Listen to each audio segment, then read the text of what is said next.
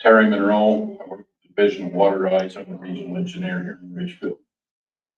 Mike Roberts, I represent Sevier River Water Users. Rick Webster, Division of Water Resources. I'm an area planning specialist assigned to this area. And Carly Payne, also Division of Water Resources, Watershed Council's coordinator. We have anybody online? Yeah, Layla, will you introduce yourself really quick? Hi, this is Layla Ahmadi from Division of Water Resources. Thank you. Okay, perfect, thank you.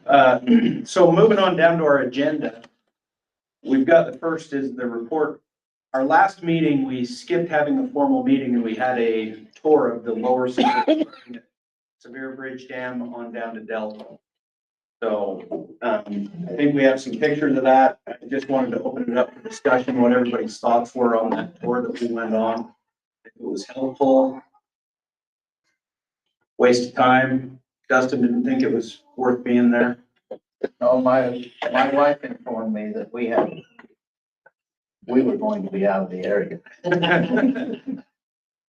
didn't want to give up half of my. Oh, yeah. It's an anniversary or something. Sorry, I missed it. Strange, you were not there. Yeah. You know, this is really new to me. I was so amazed at what you guys are doing with all the dams. I mean, you know what? I learned a lot that the engineering that you guys have knowledge of, especially you. But then I saw the infrastructure, the structure there with a lot of work apparently with the drainage system. So I was really amazed. It was a good trip. If you missed it.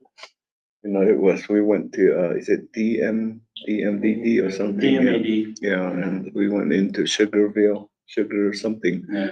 And it was a good trip. I mean, I learned a lot that day, Right. but that's all I want to say. I enjoyed it also. Really did. I learned a lot there too. Good to see how your system run down there and hope it. And Mike went. Oh, I told Jim it's a cheeseburger. Do we have any pictures of it to just kind of show? Do you have anything? I took a whole bunch and I don't know how to. I wasn't able to make it because we had management staff of the division following this tour a couple of days later. The Delta guys showed basically the same tour to our management staff. I want to thank you guys for that because we have a lot of new people in the division in Salt Lake that don't know about this. I think it was a great help. So thanks for being just there. You know, I think we're happy to accommodate anybody and, obviously we've got 2 rehabilitated dams that we're pretty proud to show off for the price tag. And, but just the option and the opportunity to show people our system and what goes on down there, I think is very helpful. So we've got a few pictures and I'm gonna throw it out there that try and send it. Harley, do you have them? I have them somewhere. I'll resend it to you. Thank you. Like I sent it to you and then I lost track of it. Yeah, we had two tours back to back. So we hosted the Sevier River tour for the Watershed Council, and then a few days later, we had the entire staff meeting for Division of Water Rights. It's like a weird link. And I think it was beneficial to show everybody, especially, there's a lot of history on the Sevier and a lot of new people in his office up there that I think it worked out good, so. Andy, just as a side note, today, the 3rd main reservoir over there, the Gunnison Bend Reservoir, got bumped up on the priority schedule and they're having the initial consultation meeting on it. Funding has become available and so our 3rd big dam with reservoir will be, it's in the planning stages now. They'll do the engineering on it and construction will likely start on it in the next 1 to 2 years, whatever too, so. And most of you didn't go over there. It's over by where we went, showed some of the measuring flumes over by the desert. Is that correct? Last, It was the last stop.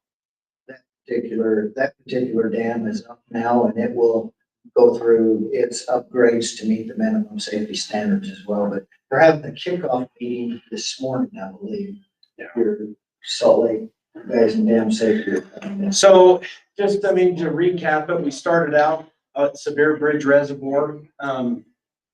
Yeah, and I didn't get any pictures at Yuba. So Yuba Reservoir was pretty, it is what it is. I mean, it's a big dam and I've got pictures if you want to look at it. Obviously, you can see these second pictures are at Full Creek Reservoir number 2. The sinks. The sinks. So we went there and saw our dry reservoir. And then we went on to DMAD Reservoir here with our newly rehabilitated Labyrinth Weir, which is one of the largest labyrinth weirs west of the Mississippi. So it was a fairly substantial project. Both of these were large projects. I think it was a good information. You can see IPP's pump station there in the background. This is where they divert their water and pump it. Is that this? Yeah, that's the IPP pump station. How many dollars was it? This one, 14 million. So it was roughly, and there's about 6,800 yards of concrete in that spillway structure, so. And we just actually are in the process of finishing up Sevier Bridge, which was a $28 million project. So for us down there, we've been hit hard with some projects, and like Blaine said, we've got another one coming up, so. But that kind of, I think it was a good tour, but I think it leads us into the next item on our agenda, which is what are our objectives down here?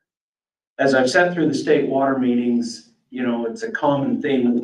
What's the goal of this council? And I think we've all struggled to find our purpose in why we have this. Well, since we also have the Sevier River Water Users Association. And that's why I wanted to bring that up, is just what are our goals and what are we here to accomplish? What are some things you guys see? Because what I learned from that tour is that education, both upper and lower. I mean, I would love to come up and take a tour of the upper system sometime. And I think it would help us all to understand your system a little bit better too. So what's some thoughts on what our objectives are? Because I like the education. I think it's good to displace some long-held assumptions, lore about what goes on in each place. But some assumptions. What do you guys think? I think one of the objectives of this watershed council is to communication, to open our keep our communication open with the legislature, with Division of Water Rights, DNR, you know, everybody, so that we know what's coming.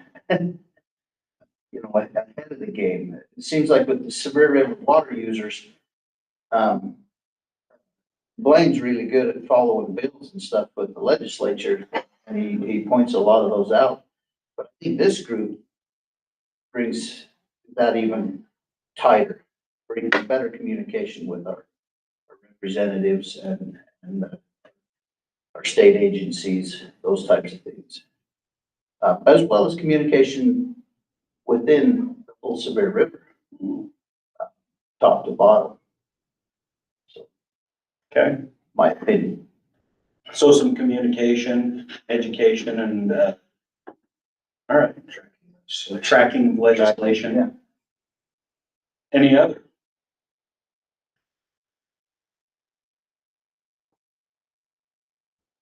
Terry, you got anything? Hey, I'm not, We're calling for a vote. no, I think communication, knowledge, education is all great. I think communication, what we need to discuss and focus our attention on matters a lot. the legislature's done some things to change water law the last couple of years. Fundamentally change water. Is it good or is it bad? I mean, I have my perspective. What do you guys see that should be good? What should be left in place? We all know we've got growth. How's it gonna come? How's that gonna be addressed? What would you guys like to see on a local basis? Because really what the Sevier River is a unique system anywhere in the world, and it's really unique in Utah also. And it's hard for people to understand where we're at as a river.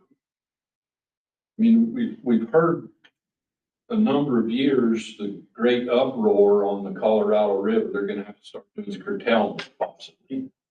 Well, that's life on the Sevier River every single day. That's how we live. And people don't realize that. It's like, why don't you guys fill in these reservoirs? Well, we don't have the water to. Well, why can't we do this? Move the water here, move the water there. Well, you're impacting some of the other water rights.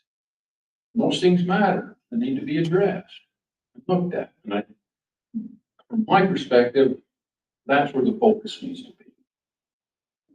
If that makes any sense to anybody.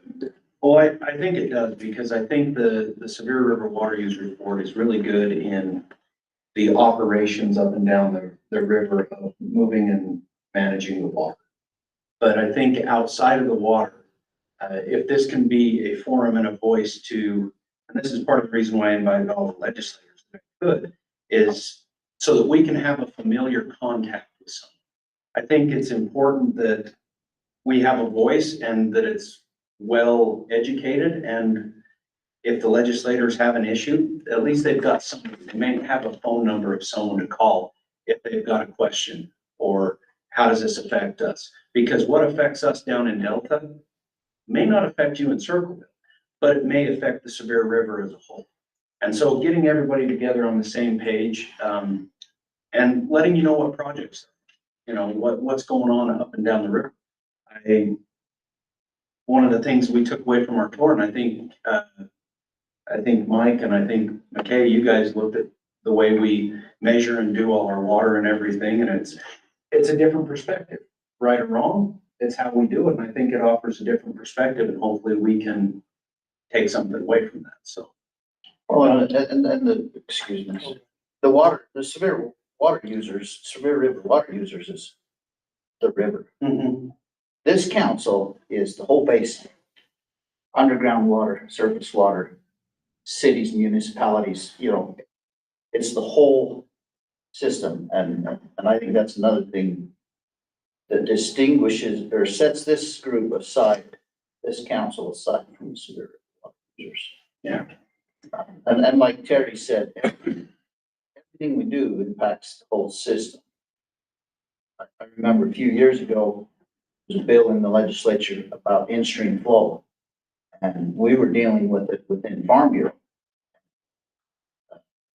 Trying to set some policy to try and stop in-stream flow. Hindsight being 2020, the wheels were already greased and it was gonna pass no matter what. But in-stream flow in the Sevier River is not a beneficial thing. I mean, we're fighting for every drop of water. We're not fighting to sell it somewhere. You know what I mean? We're trying to get back to what are right. Andy, can I touch on this for a minute? So I think it's important to understand, and I think, being the only legislator here, but I think it's important and probably most of you understand this, that we don't always know everything that's coming up, right? Bill and how it's going to impact certain systems. We set policy for the state generally because there's an issue someplace, right? And knowing how it's going to impact different systems and things like that, it's impossible for all of us to know. And so please reach out, right, with any concerns or thoughts. And the earlier the better. During session, I'm pretty new, but during session when there's 500 plus bills coming up, it's hard to know anything from transgender sports issues to, you know, and so water policy is a huge deal for a lot of people in the state of Utah. I mean, this is, Utah is one of the driest states and it's a big deal for so many people, especially in rural areas. And so just make sure you reach out. I hope you feel like you can and send an email, send a text. The number for me that's on the state website, you can text me on that number. It's sometimes better than email. And so feel free to reach out. So I just, you know, wanted to touch on that. You guys know the system better than anybody. And so, you know, feel free to reach out if you have concerns. Andy? Yeah. I'd like to add one to that. We'd like those guys to reach out to us or something involving water and stuff, because like me, I go to the dairy barn every day, and I don't hear those things unless somebody tells me, hey, you might wanna check into this, you know. So sometimes if there's something that they hear, part of yours does a good job of They do. keeping track of that too. I think this gives you like, no, Bridget for a little while, but it gives you that. You know he cares, and most of you will. They want you to reach out. I think that's safe to say, everyone, thanks for calling, yeah. Don't be scared. They, I don't want to speak for Bridge or any other, but they know they're not an expert on everything. They want to know your opinion and why it is, and he's 100%. The sooner you can, and this group and this way it is, to sit down, you want to know at the beginning, so he can go to him and say, hey, I met with the group. The whole thing, that's, yeah. But communication and education is the whole. If you can stop a train before it gets running, you're better off. I think that's what this really is that we can learn, like, what really is this thing? Okay, like, we patch that out, like, what is it? Like, what, you know, those are the things, and once you know it, communication and education will save a lot of heartache. And I think, you know, especially for us down in the Delta area, we've been very active in water. We keep a pretty good eye on water legislation, and I think this is a good forum to get the upper river and the lower river all on the same page. Get everybody that it affects, not just in the river, but underground, cities, municipalities, get us all on the same page and have a voice to, I guess, you know, talk about our concerns from rural Utah, because what happens down here is a lot different than what's on in the Wasatch Front. So I'd say those are probably pretty much our biggest goals, is some communication, education, and unity. Well, I think it's important as the whole state. These watershed councils are formed for those specific areas, because there is, Cache Valley has water. Mhm. Every time I go to a Farm Bureau meeting, they rub my nose in it. Yeah. But it seems like a lot of legislation, it's really hard to pass law that affects the whole state. And yet there's one or two regions that it's extremely detrimental. That's why it helps us with this communication with legislators also. And this group gives us a united voice. Together we're strong. Well, I think that pretty much can sum up what our goals are for, at least for the current future. We'll take note of that, and as I go, I've got the state watershed meeting in January, and I'm on the agenda to give a report on what we've done the last year. I'm pretty proud of the tour that we did. I would like to, you know, we can do one a year, and I think we should. You know, this year we did the lower river. I think next year we ought to do upper river or middle, somewhere in there. Probably need to do the middle and the upper separate, because it, you know, our end, there's a little bit of travel this evening. Yeah, it's too big to combine. So we'll set that up for next year, but I think that's been a good thing. Oh, that, you know, on our end, you got the East Fork too. Right. And hopefully my bill would be along, if you understand that. Mhm. So I Did you make think it to that one, Dustin? Let me talk to my wife. Julie has to say, huh? If it's financially okay for me to go. it's not gonna cost me half of my stuff. So obviously, I mean, it's okay. They'll be gentle. They'll all know it was me. That was Brett Bunker. Anytime Bunker and I are in the same room, there's gonna be something. I just had to get the chat before you did. That's all I cared about. Yeah. So one of the things, now that you've been down and you've seen the lower area, okay, one of the things that Delta did quite some time ago, I would say 20 to 25 years ago, shortly after we had the flood in 83, 84, we began to see a lot of tamarisks come up in our river bottoms. I mean, and to the fact that you couldn't even walk through the river bottoms. So about 25 years ago, was it? We introduced a beetle down on the lower end of the Sevier River, clear down south of Desert. And so there's a beetle out there that eats tamarisks and kills them pretty much. Okay. And we thought we'd wasted our money until about 2 years ago, was it? About 2 or 3 years ago, all of a sudden, all the tamarisks started dying up in town. And we went out and found this beetle.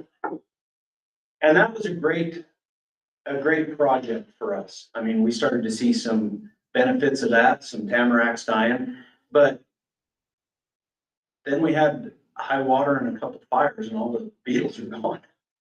So Landon Rowley, I've invited him to be here today. He's with the State Forestry and Fire, and he came to us and we partnered with him, and we're doing a tamarack remediation project down there to help improve water supply and to also open up some grazing that has previously been taken away by the tamarack. So I'm going to turn the time over to Landon and let him kind of walk us through this project that we've been doing.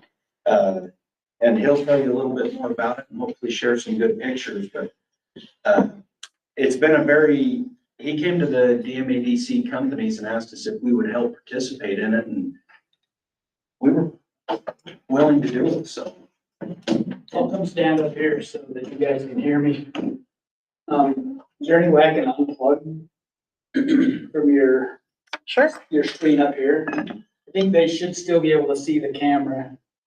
Yeah, they just won't see your slides unless you share Unless them. I put, I'll share. Okay. You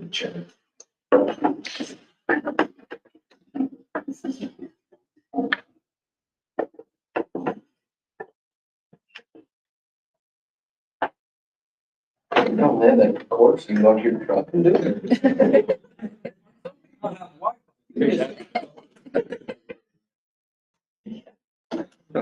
It's like, we got. Could be other way. Head down.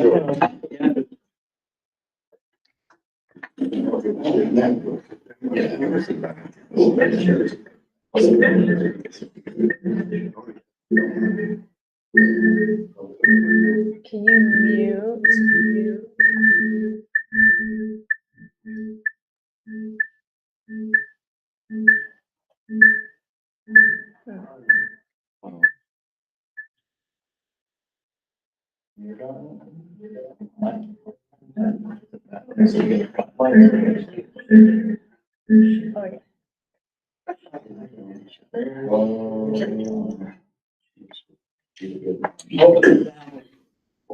Oh, yeah. So just a little bit about myself. I'm Landon Rowley. I'm from Miller County. I grew up in Oak City. I've known Andy and most of the Miller County guys that are here my whole life. I'm glad to be working for the Department of Natural Resources. I'm glad to work in a job where I have a bit of ability to see what goes on in the state, not only on the water side, on the forestry side. I worked in fire, worked for the BLM for 13 years before I took my position with the state of Utah in 2015. the state of Utah, we have a forestry division as well, and we really try to put some meaningful projects on the ground. We base a lot of our projects around wildland urban interface, so the wildland where wildland fires can meet urban areas. We try to focus a lot of our projects on stuff like that. The tamarisk removal started in Leamington because it's right there within city limits. City limits in Leamington cross over across the railroad tracks and are right along the river. There's homes on that side of the railroad tracks right along the river. So that's why we started focusing there. I'll cover a little bit about why we started there. But before we got started, research was the key. Does anybody here know or have any experience treating tamarack other than using the beetle that we talked about? On the Central Utah Water Company canal, we burn them, we mow them down, we chop them to the ground, we burn them, we poison them with the spray, and they come right back. Not much success. We started hearing about some projects along the Colorado River. We talked about the Colorado River and its challenges. And so we did a lot of research, myself and our Wildland Urban Interface Coordinator. And we found that there are multiple ways we can treat tamarisk. I'll just cover a little bit of this.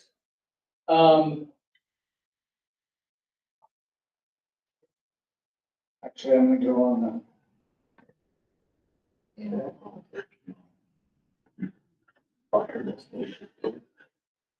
Do this one first. So salt cedar or tamarisk, Russian olive management. Some of the things in here that it talks about is an article. It says seedlings and young sprouts can be effectively removed by hand or mechanical pullers when the soil is moist on larger trees. Most non-herbicide management methods like bulldozing, mowing, brush cutting, like you're talking about, burning it is also in that category, are not effective unless the root crown is removed or all of the resprouts are continually cut. So that's a lot of work. It also goes on to say that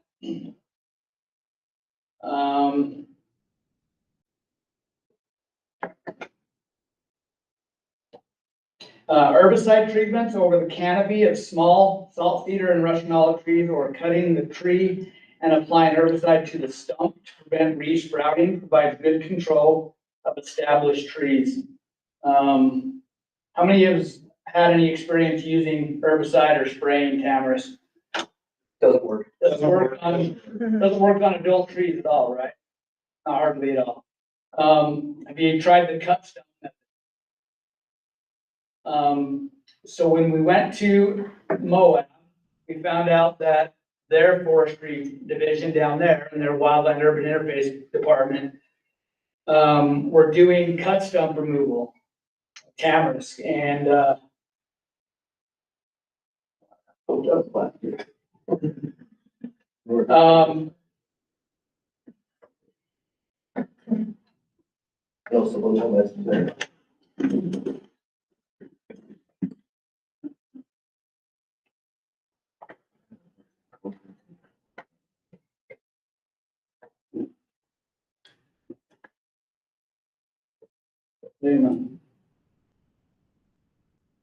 Landon, yeah. I think here in Sevier County, there's been a lot of cutting of the Russian olives and applying Roundup on the stump. That's been quite effective. There's been a lot of removal done. Good. I don't know about tamarisk, but I know a lot of Russian olive removal's been done. Even on the older one, the tree. Mm-hmm. Yeah, you have to cut them. You have to cut them and then apply straight Roundup, not diluted, to the, I can't even remember the name of it, the growing growth within just a few minutes. Yep, within 30 minutes, I believe. has to be within 30 minutes. We've done that on our dams with Russian olives. We've cut them and then we'll just right directly concentrate to the stone. We've had pretty good luck with that. You still get a few sprouts that come back, but when they're young, you can spray them and control. Treat them, foliar, treat them and spray them while they, like a foliar treatment. Go in and treat the new growth, with a spray. We found in our couple of articles that, show a lot of success with Garlon 4 and Garlon 3A.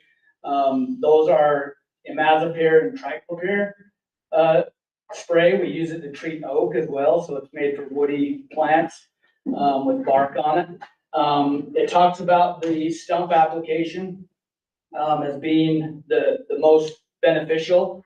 That Garlon 3A is good to be used around standing water, irrigation ditches where you have water frequently. It's safe to use around those areas. Garlon 4 is not as safe, but it's still safe to use around like dry wetlands, wetland areas along the river where, we've had water in the past, but we don't get water yearly, but we still have tamarisk grow and stuff like that.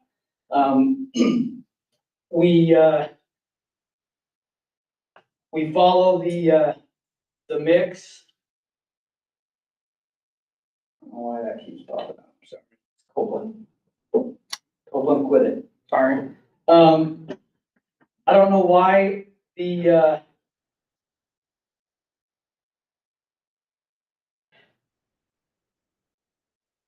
also use a modified cut stump, which is, 4 Ultra, 25 to 30% volume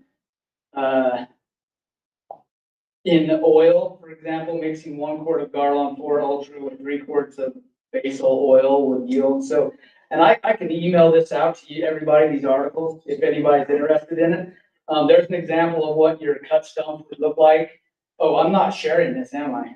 That's okay. Let me, sorry.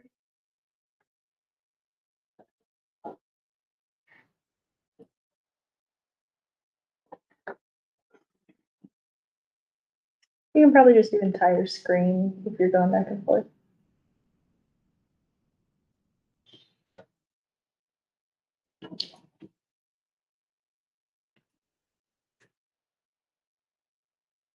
Is that working? No.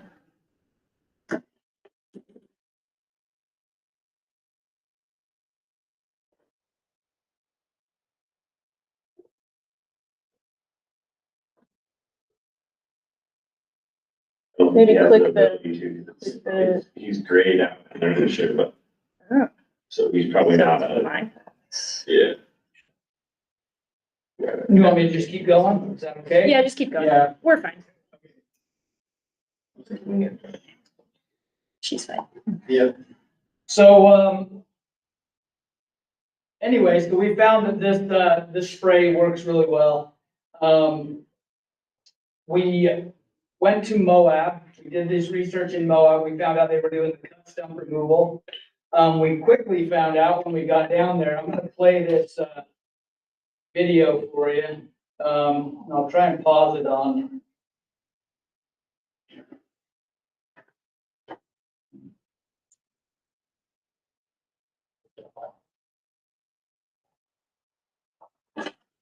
The sound's probably not gonna work. It's not. So we looked at a lot of different waterways that come in, little side drainages that come into the Tamarack or into the Sevier River. You can see these are areas here that have been treated. They do have a little bit of regrowth in there. Here's another area where they've done the cutting the stumps and piling them. They'll go in and burn these piles later. You can see all the stumps down here along the bottom, where they've applied that herbicide to the stump. They have pretty good success, but they found out that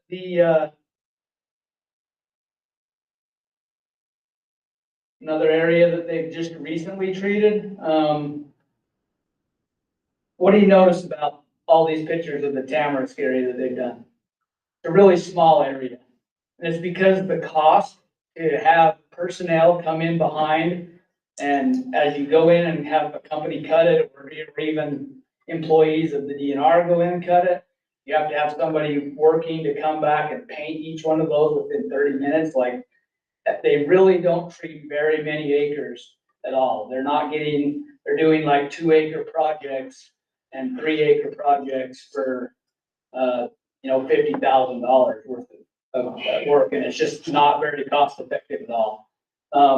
We wanted to treat it at a different rate than that. We wanted to take a bigger chunk of that in Miller County.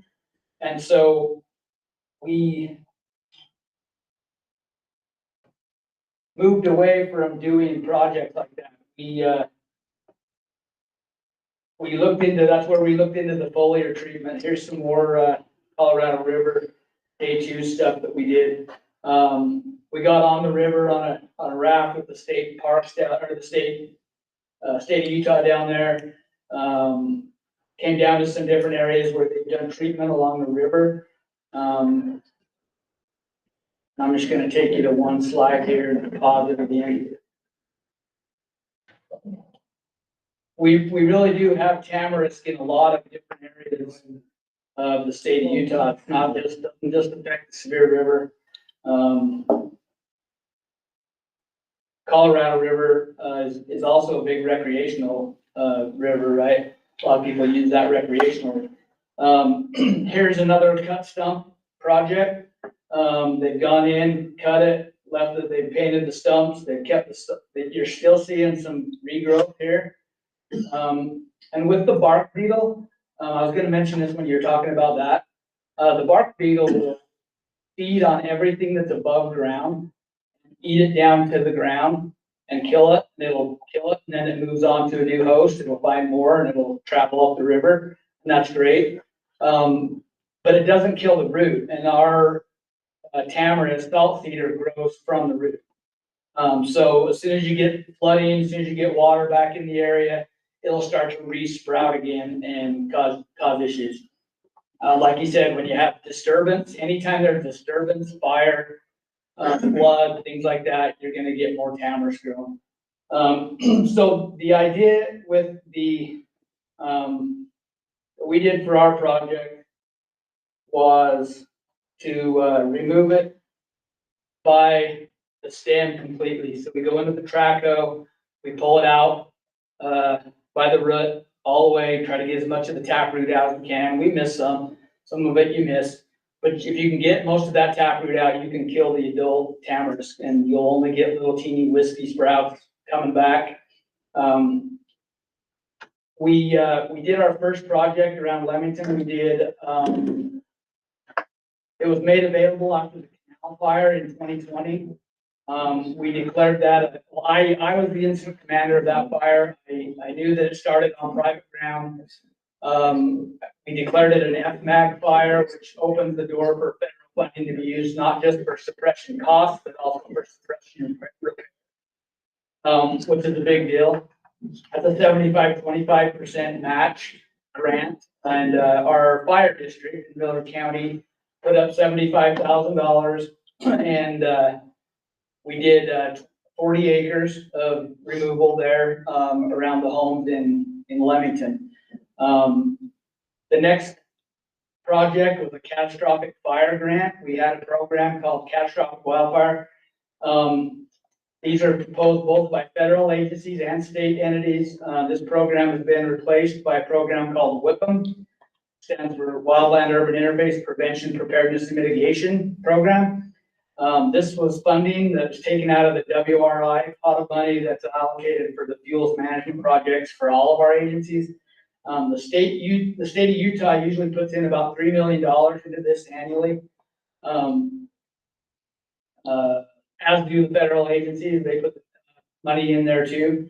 And then we all meet together in a committee, and we propose projects and come up and, prioritize projects. And the federal agencies, they usually contract with the state to do that work. So Kendall Bagley works for the WRI. He does a lot of the WRI projects and stuff like that. NRCS, they started noticing what we were doing along the river there in Leamington, and they wanted to piggyback onto our projects and start doing the same tamarisk removal. So they hopped in and they have a 75-25% grant that they use, that they're reaching out to homeowners and property owners, and everybody's chomping at the bit to get on board. Even, you know, we didn't have to do any kind of match for the projects we did. But the 75-25% match that the NRCS is, you know, providing for them, they're more than willing to pay that 25% cost to get acres treated. 160 acres have been treated over the last 2 years with those 2 different projects. 40 acres on that original HMGP grant, which was a 75-25% match as well. It's federal funding. 120 acres were treated with that CAT fire funding. And that was a project that I submitted in 2020 with our weed department here. It wasn't funded because after COVID, we kind of looked, you know, nobody did any projects. We didn't have that committee meeting for a couple of years. And then finally they decided, hey, we still got a bunch of money from that. Let's fund your project. So we were able to get that money. We spent $320,000. That's a $320,000 grant from that project. So, in addition, about 80 acres have been completed by NRCS this last year at that 75-25%. And there's more acres planned to be treated by both NRCS and our office as well. Here's some projects. Here's some before and after pictures. This is, you know, and everybody's been down the river and seeing what it is. It's really, you can't even walk through it in some places. You can see how thick it is along the riverbank, both sides, all the way from the cement plant, especially from there down to DMAD Reservoir, DMAD. Here's after we've gone in and removed it and piled it. We go in, and each one of these piles are roughly the size of a small 2-room cabin. You know, they're big piles. They make it really easy for us to burn. Where I'm involved on the fire side, I go in and burn these, take care of these in the wintertime. This is another portion of that. This is down along homes that are on this side of the river. You notice there is a little bit right here along the waterway, so the river is just barely on the other side of that row of tamarisk. That was with federal funding, you have to make sure that you're keeping everybody happy, and erosion issues of the river are why we were, with that federal funding, we were told we needed to leave that like 15-foot buffer zone there around the water so we don't get erosion problems. State funding, we didn't have those same stipulations. We try to do best practices and do what makes sense. This is some of the current project. We're just getting finished now. Different parts of the river. You see we're moving quite a bit of tamarisk, removing a lot of that all the way from, especially from the Leamington Bridge across the river to the west toward Lindell. We hope to have all that tamarisk gone by next year. So, and we're pretty close. We're all the way to Vincent's property. If you know where Vincent's property is, Vincent's had NRCS come do their project, their portion. So those are some before and after pictures. Is there any questions that you guys have about our funding sources, about priorities, areas, future stuff? My question is, what's the impact of removal of those contaminants as far as relating to water? So, I mean, I'm sure you can't put a number to it, but I'm assuming that they consume a large amount of water. So I believe that an adult tamarisk will use 80 gallons of water a day. So an adult tamarisk plant probably has a stem like this, as tall as this room. That plant will consume roughly 80 gallons of water a day. it's pretty close to the same or more than a juniper tree will. Close to 30,000 gallons a year. One plant. One plant, yep.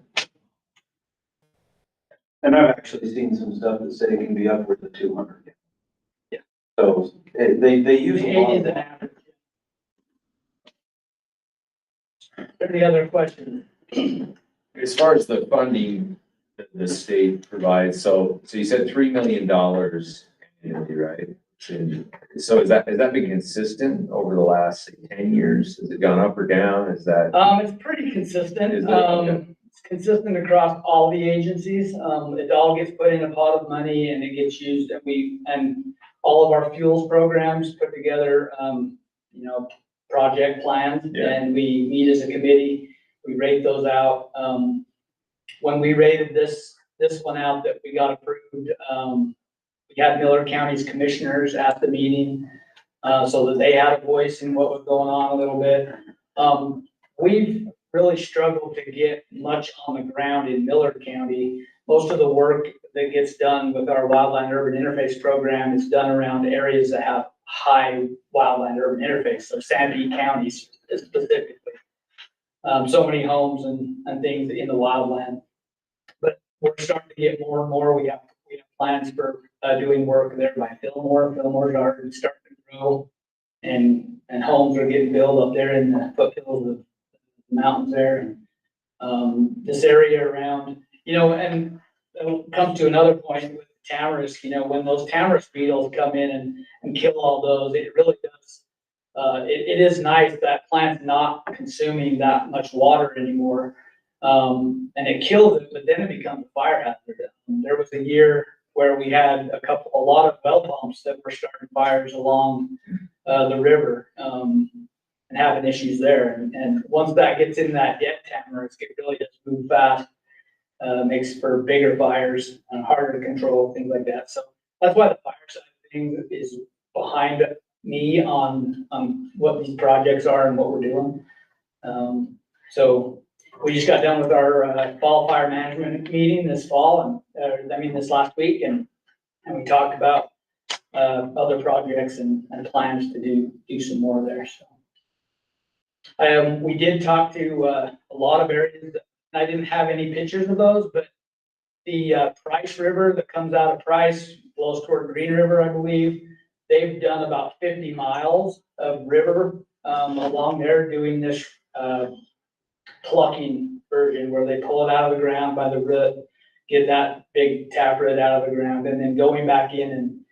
And Andy mentioned them partnering with us. They've agreed to pay for the spraying, and they go in with the drone. The foliar treatment and the foliar spraying, when we do that for the young saplings, it's best to wait 2 years before you do that, because that plant will get to be about 2 foot tall, 2 to 3 feet tall. It'll have more of the foliar on the plant, more of the leaf on there to be able to suck in the poison. We just completed, so Andy should be seeing a email with a bill coming. We provided the spray because we had a whole bunch of spray. So the cost can be pretty minimal for you guys. And I think with this project money, the CAP fire money we've still got enough money to purchase some more spray.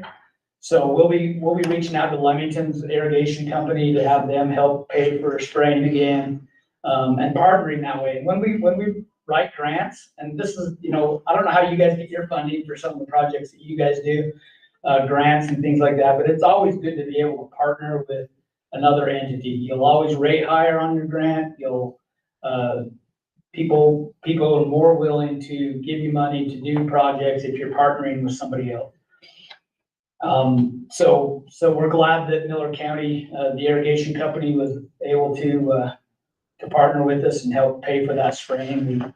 We just did it. We plan on doing it again in the spring, some of the other acres that have been done. So do I have any more questions? So this is gonna be a problem that's ongoing because we're not eradicating. Is it possible to eradicate it completely, or? So we've treated I want to say Mike Anderson created 25 acres along the river, and I don't see any coming back in it. He did a foliar treatment, went in and pulled it out.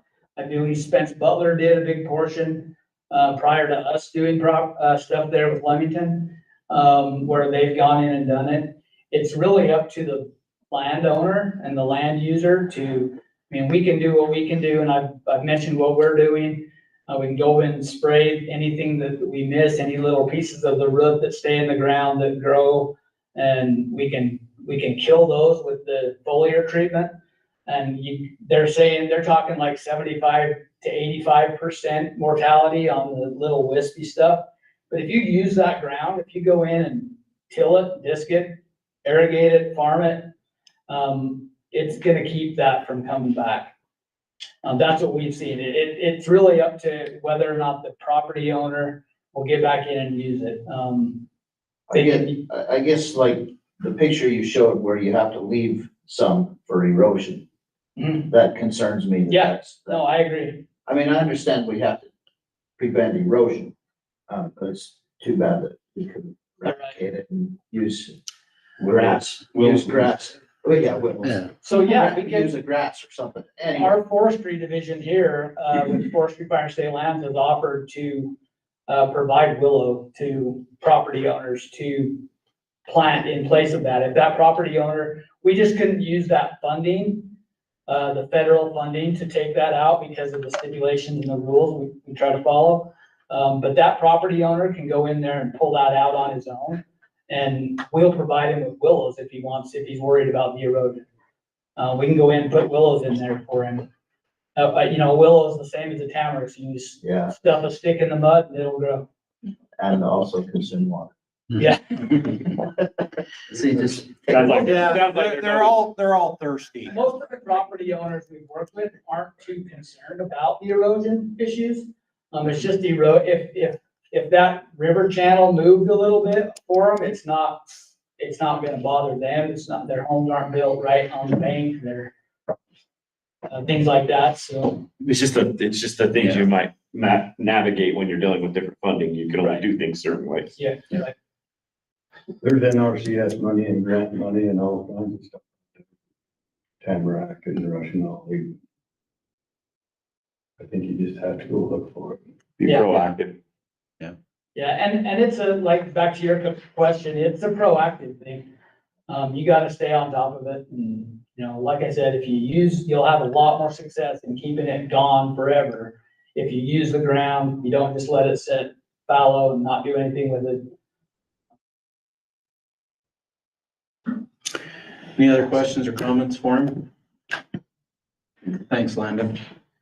I mean, that was just to give you an idea of something that's going on down there. I mean, we're more than willing to hear, we'd love to hear anything that's going on anywhere else on it, because I think improving the watershed and taking care of some of those pesky issues. I mean, it's been a problem for us down there as we've raised cows out in those river bottoms. The tamaracks, they just grow into where you can't get a cow out of them. So. And we have the same trouble with Russian olives here. And I think the state wildland and forestry's helped a lot. I don't have pasture rivers. I haven't worked with them directly, but I think Matt Christensen is there in Richfield, and he's done helped a lot with that. Burned a lot of those tree piles and stuff, and they've got those cut and applied. Good. I know Jody Gale's done a lot of tamarack beetles on Salina Creek.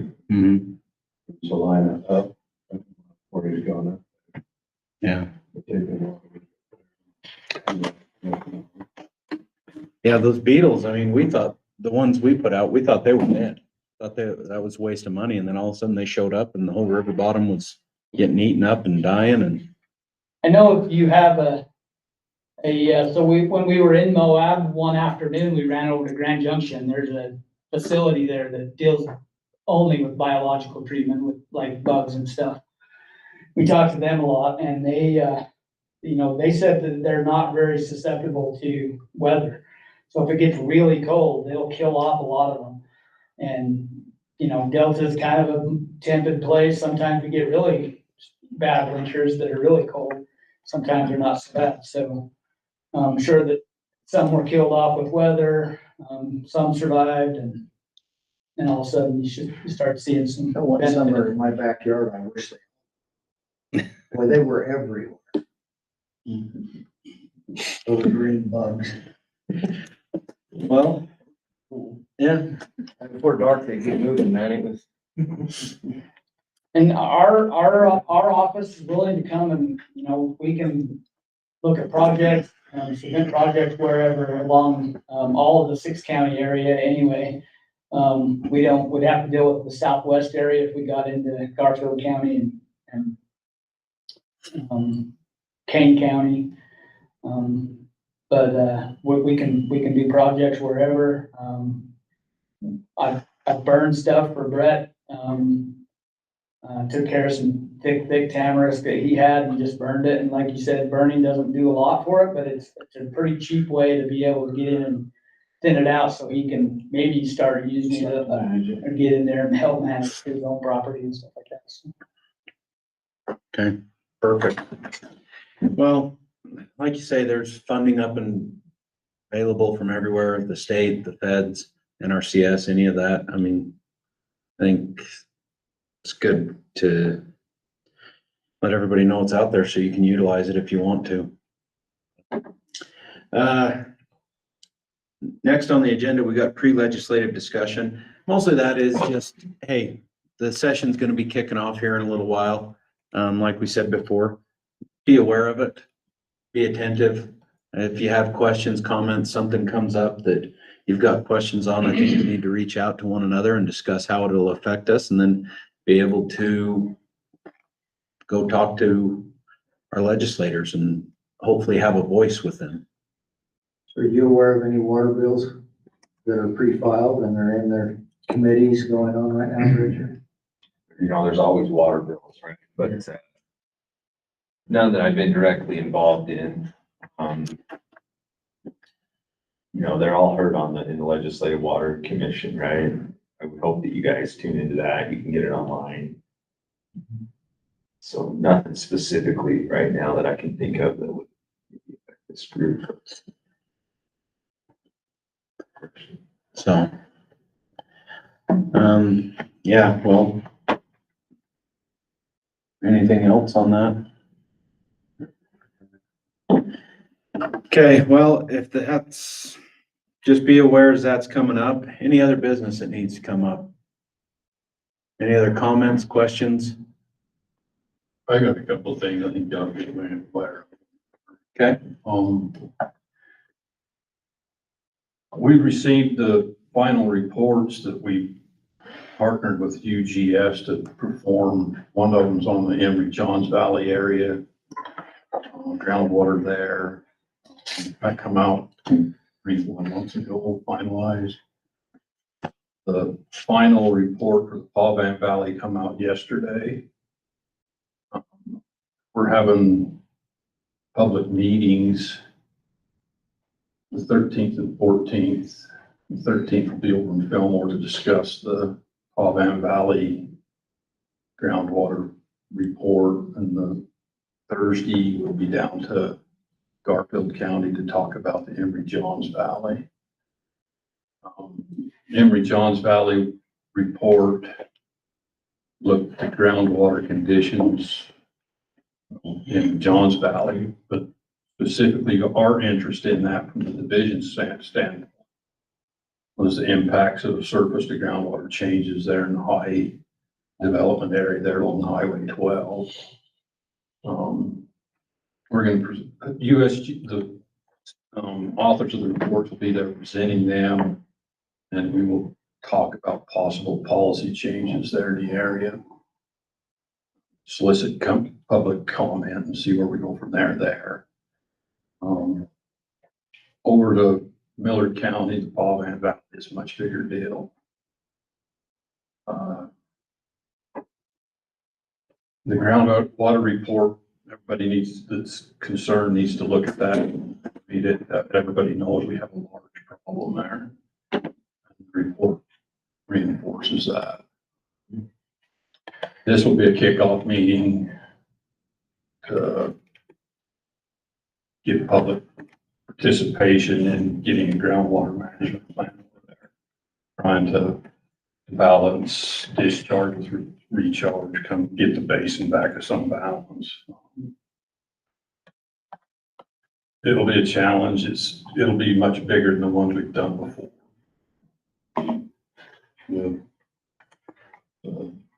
Imbalance in some of the stuff they've done out in the Cedar area, it's talking 15, 20,000 acre feet. Here we're talking 60 to 70. You start putting numbers to that and start talking about curtailing 60 to 70,000 acre feet of water. That's a big deal.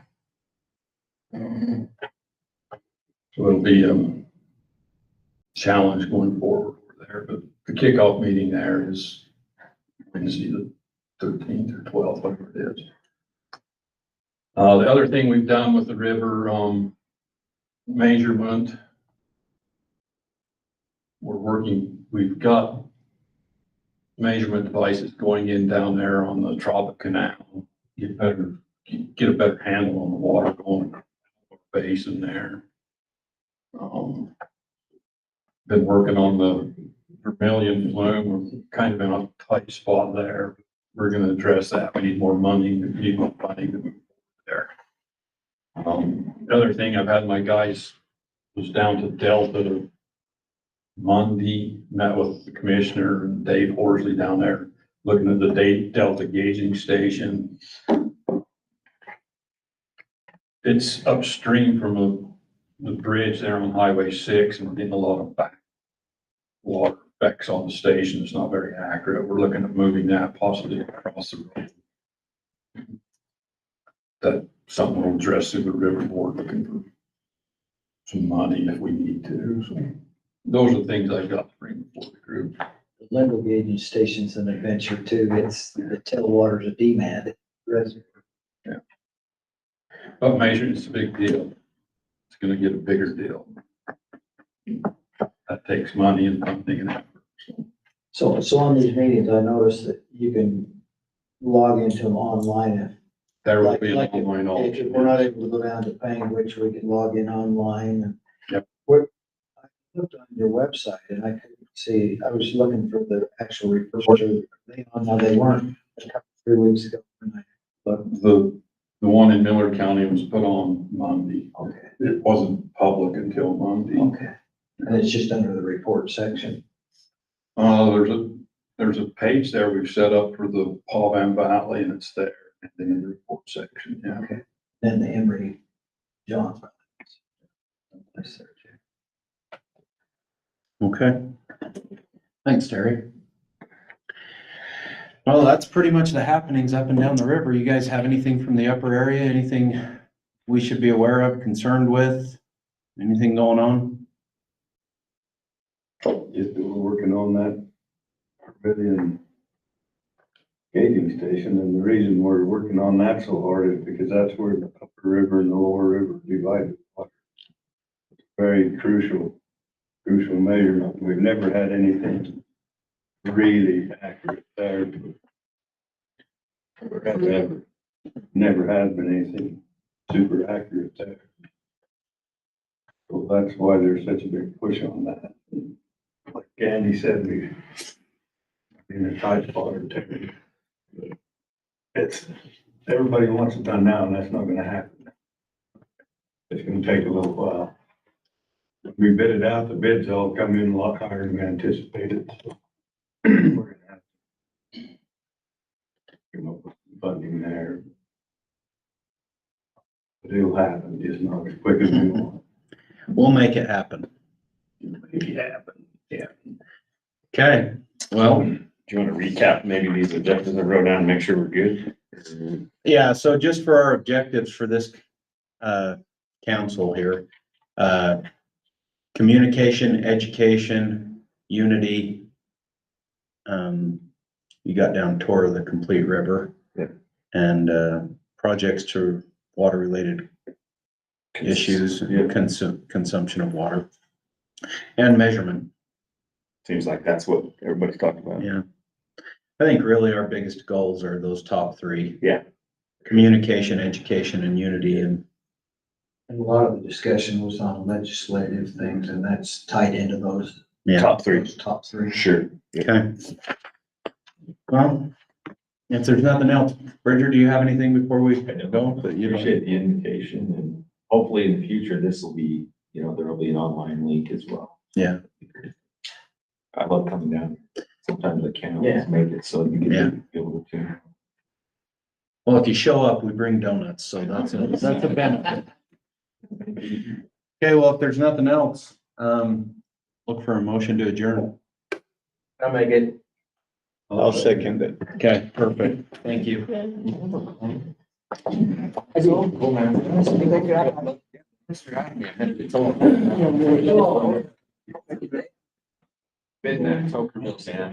Yeah, that's on the Tory. A